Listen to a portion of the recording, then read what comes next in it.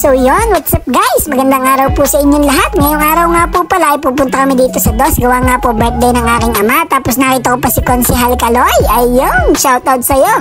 Tapos nagdiretso na nga po pala ako dito sa lechonan. At ito nga po pala ang kanyang handa. Iniikot na ng Tito Hime.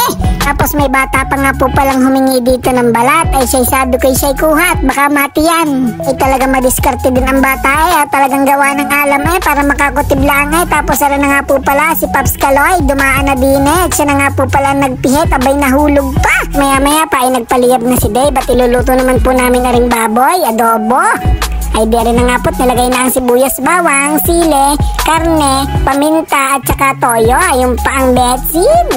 Ay kako nga kay Dave, kabang isinasalang namin na rin pinasiman ay tayo muna mamahaw. And wait, there's more. Kami nga po pala ay magluluto pa ng Mickey. Ito nga po pala ang aking chef, si Chef Boy Abunda. Bang nakasalang ang Mickey, ay pakitain muna si Mickey.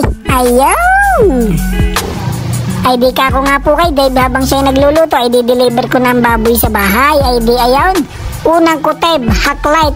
Di pag uwi ko nga po sa bahay ay parang kulang naman sana. Sabay pagtingin ko, bilog ang nakalagay. Maya maya nga po pala ay nagdatingan na mga bisita ng tatay. Tapos dumating na nga rin po pala ng aking paring Ninyot, ang aking marinse. Tapos dumating na rin po ang bisita ng tatay. Si Rigor Dimagi ba kasama ang Enleia. Ay maya-maya pa ay dumating na nga pala si Tanggol din sa bahay. Butit hindi kayo nagpang-abot ng iyong ama. Gulpi ka na naman sana. Tapos nagalit nga po pala si Tanggol at tinahanap dito si Mokang kung sino daw po ang nagpasabog sa kanya. Alam mo ba kung anong sasabog daw?